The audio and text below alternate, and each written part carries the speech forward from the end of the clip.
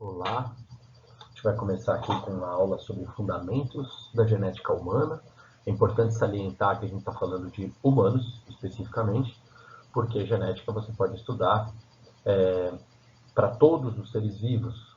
A replicação de características hereditárias se dá desde as bactérias até os seres humanos, mas nesse caso em específico estamos falando de seres humanos. Então, olhe lá. O que seria, genética? Genética é um ramo da biologia que ela estuda a transmissão de características de pais para filhos. E não é só pais e filhos, como eu falei lá atrás, né? Eu poderia estudar de ervilhas, né? Como Gregor Mendel estudou lá no final do século XIX, início do século XX.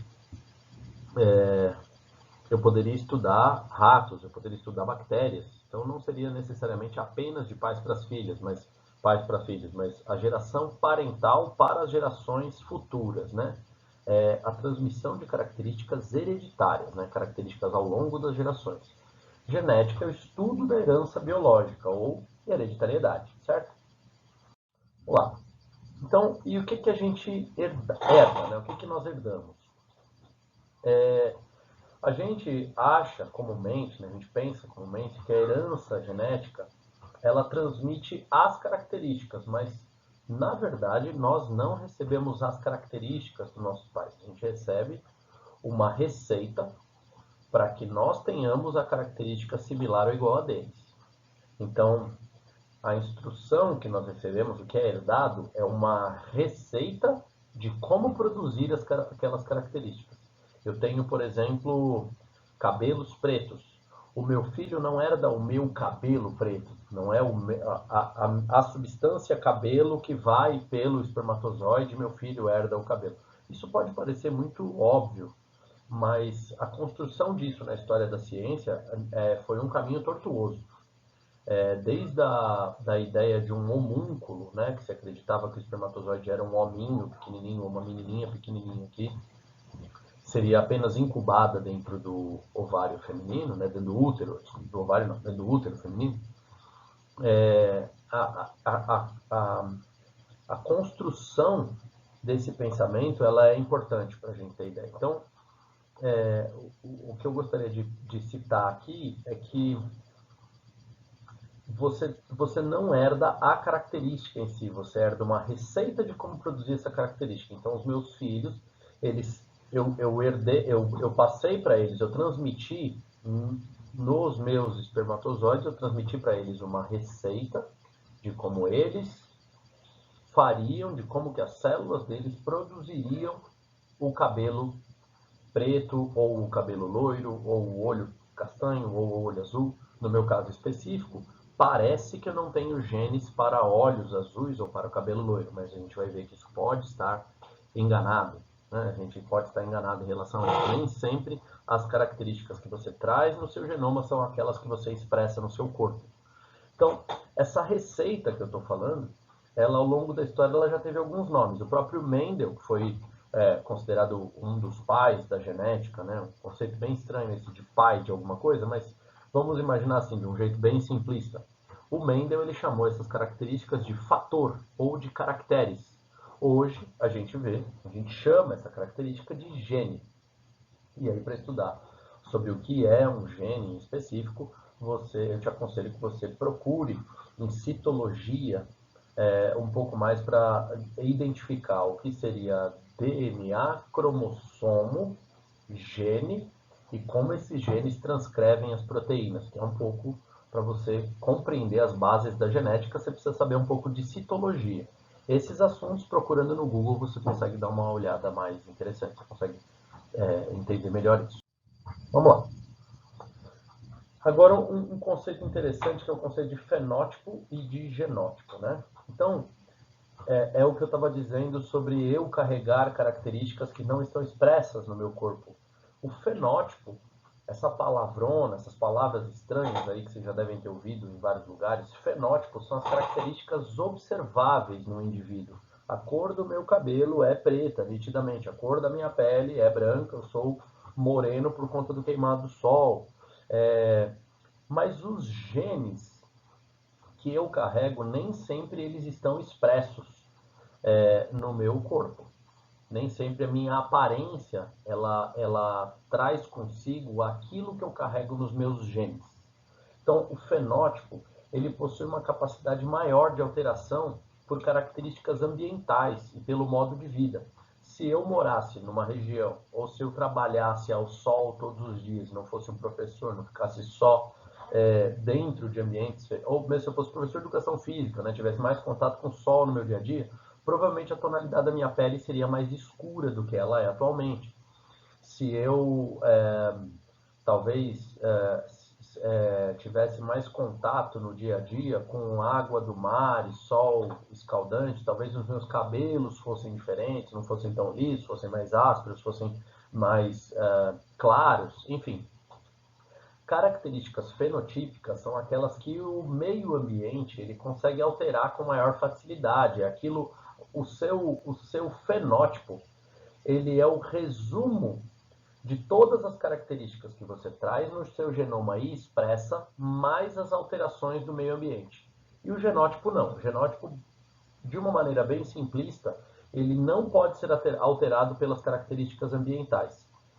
Entretanto, a gente sabe que nossos genes podem ser alterados por algumas características ambientais. Por exemplo, as mutações genéticas podem alterar os seus genes, mas as mutações genéticas, apesar de elas acontecerem com uma certa frequência no nosso corpo, nos trilhões de células que nós temos, essa frequência é baixa.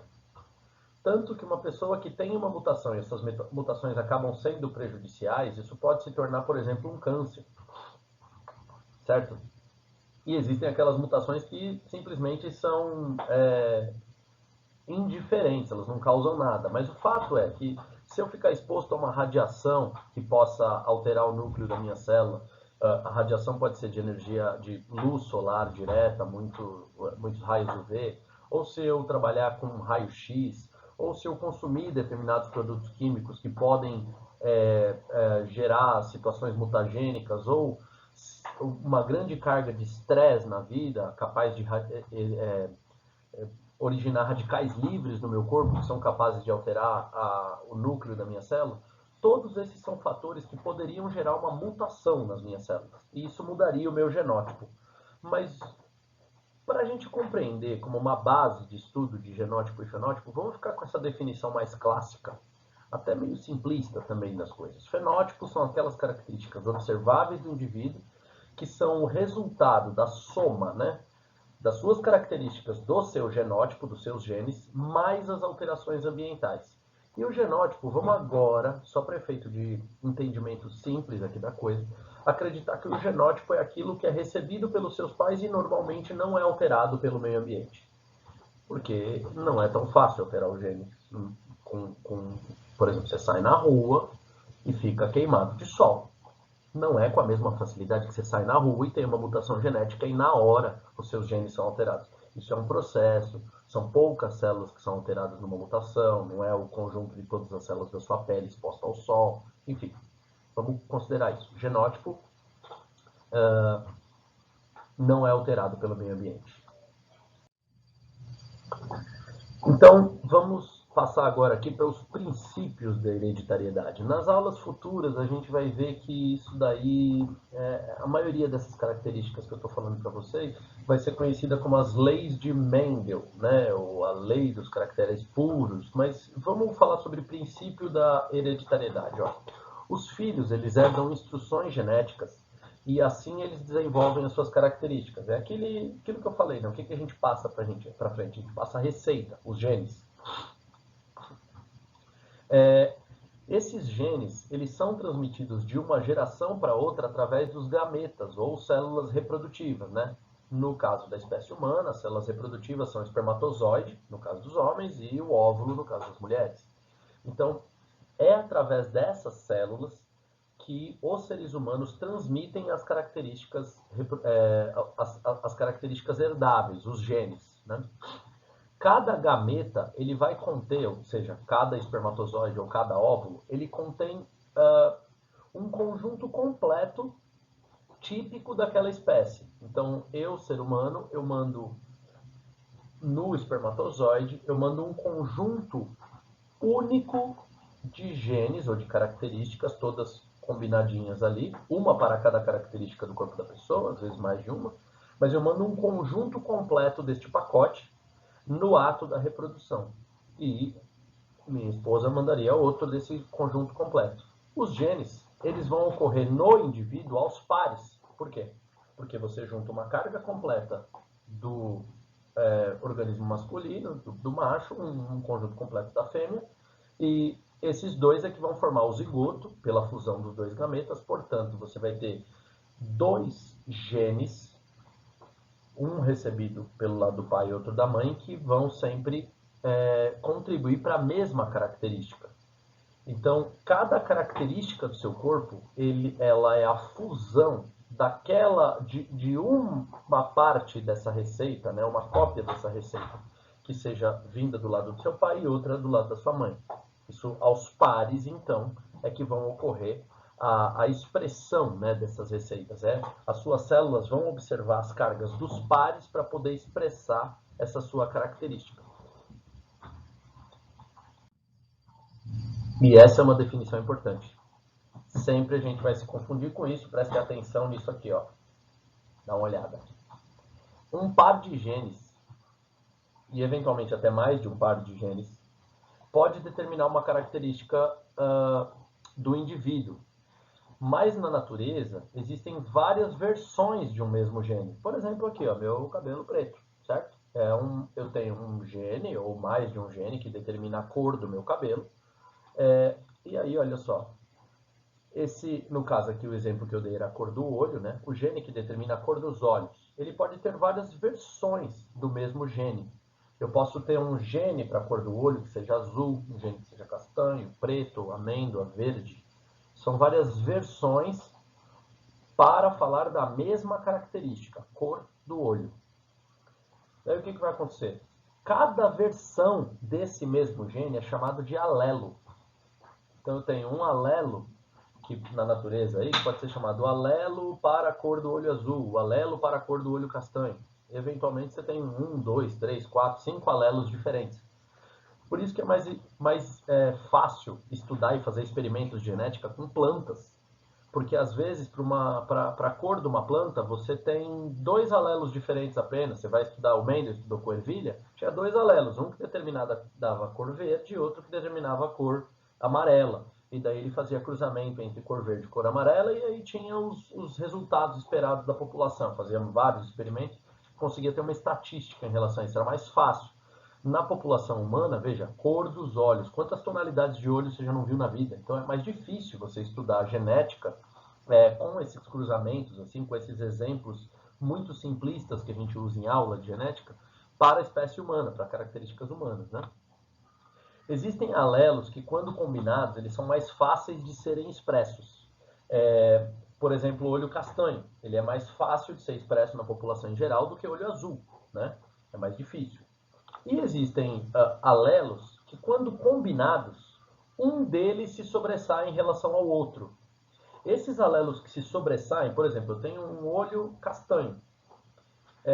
E eu tenho um alelo no meu corpo, que é o alelo para olhos castanhos.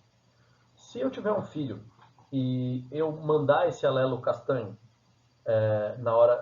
no meu gameta, é mais fácil esse alelo castanho ser exposto do que um outro alelo, por exemplo, como o alelo azul. Esse alelo que domina o outro, a expressão do outro, é chamado de alelo dominante. Já esse outro alelo, que é inibido, é chamado de alelo recessivo. Então, se eu sou, por exemplo, pai de um garoto de olhos azuis, o Cauê, meu filho, tem olhos azuis. Como que isso pode ter acontecido, já que eu tenho olho castanho e ele tem olho azul? Se o meu alelo é dominante de olhos castanhos, como é que isso acontece? Então, só vamos lembrar. O meu genótipo, ele é constituído sempre, a cada característica do meu corpo, ele é constituído de um par de genes. Os 2 alelos. Eu recebi um alelo da minha mãe e um alelo do meu pai. O que se expressou em mim foi esse alelo de olhos castanhos aqui.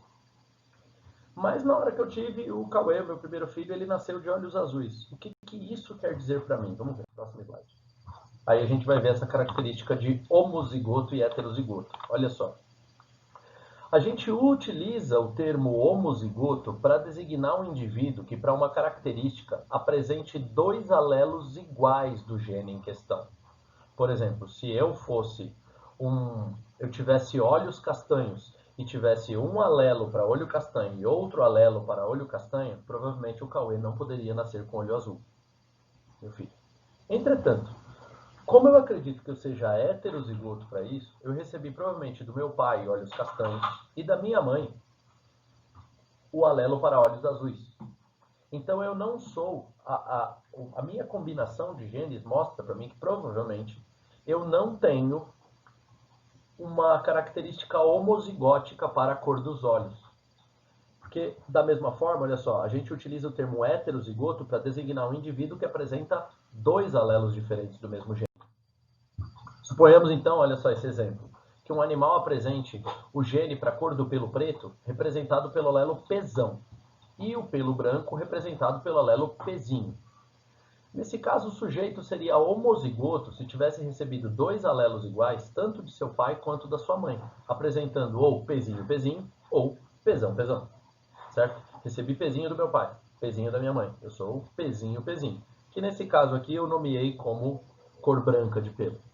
Ou, se no caso ele tivesse recebido um Pzão do pai dele e um Pzão da mãe dele. Estou chamando o alelo de Pzão ou de Pzinho, certo? Só dando um nome qualquer. E aí ele seria homozigoto se ele tivesse o mesmo alelo nas duas combinações. Ele seria heterozigoto, a única chance é se ele tivesse recebido Pzão do pai, Pzinho da mãe, ou Pzão da mãe, Pzinho do pai. Aí o único genótipo possível seria Pzão, Pzinho. E disso decorre aí esse quadro de Punnett, que é a última informação da aula, né? O quadro de Punnett, ele é um quadro que representa a primeira lei de Mendel, que fala sobre quando nós geramos gametas, a proporção dos nossos gametas, sempre você vai se você é homozigoto ou heterozigoto, não importa, na hora que você forma os seus gametas, você sempre vai formar metade dos seus gametas com um dos alelos e metade dos seus gametas com outros alelos. Então, por exemplo, se eu sou o Pzão, Pzão, ou Pzinho, Pzinho, ou se eu tenho olhos castanhos e eu tenho esse gene heterozigoto, esse alelo heterozigoto para azul, 50% dos meus espermatozoides teriam o alelo para olhos azuis. 50% teriam outro alelo para olhos castanhos, que é esse que eu expressei. Aqui, olha esse quadro que eu estou imaginando, né? Imaginando um cruzamento entre um gato com pelo preto e heterozigoto, ou seja, o gato é Pzão, Pzinho, com uma gata branca homozigótica para a cor do pelo. Então eu estou falando que a gata tem, a fêmea é branca com o genótipo Pzinho, Pzinho. Tá aqui, ó, Pzão, Pzinho, Pzinho, Pzinho. Então aqui, ó, na linha de cima, a gente vai ver quais os tipos de espermatozoides que o gato geraria. Olha só. O gato geraria 50% de espermatozoides Pzão e os outros 50% de espermatozoides Pzinho. E a fêmea? Ela também vai gerar 50% de um jeito e 50% de outro. Quais são os alelos que a fêmea gera? Ué, a fêmea é homozigótica. Então ela vai gerar 50% dos gametas Pzinho e os outros 50% Pzinho também. Esse cara, até esqueci o nome dele, vou ver aqui no Amabis. O Reginald Crundall Punnett. Ele viveu aí até 1967. Então, em século XX, né, meados do século XX, ele estava criando aí esse quadro. É um geneticista também. Ele criou esse quadro, né, o Reginald Punnett. Ele criou esse quadro que facilita a gente fazer os cruzamentos e verificar as frequências de filhotes possíveis. Então, olha só, nesse caso, se eu cruzasse 50% dos gametas Pzão aqui, ó, com 50% dos gametas Pzinho dessa gata, então o que eu esperaria dessa geração? 25% dos filhotes poderiam nascer Pzão, Pzinho. Agora vamos para o segundo tipo de cruzamento. Se ele tivesse um espermatozoide Pzinho e cruzasse com 50% de espermatozoides Pzinho. Olha lá, 25% de filhotes Pzinho. Ou seja, 1/4 das ninhadas poderiam ser Pzinho, Pzinho. E se a gente cruzasse essa segunda linha aqui? Bom, a segunda linha seria exatamente igual à primeira, né? Seria 25% dos filhotes pezão, pezinho, mais 25% dos filhotes pezinho, pezinho. Se você somar essa quantidade, né? Você teria aí que 50% dos filhotes seriam heterozigóticos para esses alelos, ou seja, nasceriam pezinho, pezão, pezinho, e 50% dos filhotes seriam pezinho, pezinho, certo? Olha lá, ou seja, 50% dos filhotes brancos homozigotos e 50% dos filhotes pretos heterozigotos para o gene de cor do pelo. Eles apresentariam alelos diferentes, né? Um alelo pezão, um alelo pezinho seriam heterozigóticos. Essa aula eu só apresentei uma breve conceituação, então, do que é heterozigoto e homozigoto, o quadro de Punnett e essa relação do que são genes alelos. Então, genes alelos são as versões de um gene, de um mesmo gene, um gene que vai determinar uma mesma característica. Então, na natureza você tem vários alelos para uma mesma característica e o quadro de Punnett ele facilita você a fazer os cruzamentos, né, fazer essa contagem de qual a frequência possível. Então, se esses gatos procriassem várias e várias vezes, 100 vezes, vamos supor, tivessem 100 filhotes, a gente esperaria que mais ou menos 50% dos gatos seriam pretos, heterozigotos, e 50% dos gatos seriam brancos homozigotos. O que eu tenho certeza que nunca vai acontecer é que nenhum filhote vai ser preto homozigoto, porque a fêmea, por exemplo, não transmite o alelo pezão. Essa regra, né, de que na hora da formação dos gametas, sempre você vai fazer 50% dos gametas com um dos seus alelos e 50% dos gametas com outro dos seus alelos, ela é conhecida, a gente vai explorar mais pra frente, como a primeira lei de Mendel, tá bom? É isso, pessoal. Por hora é só. A gente, na próxima aula, estuda, então, padrões de herança, os tipos de herança que a gente tem em genética. Então, seriam codominância, herança dominante, herança recessiva, dominância completa, incompleta, pleiotropia, vários tipos de heranças diferentes. Até mais.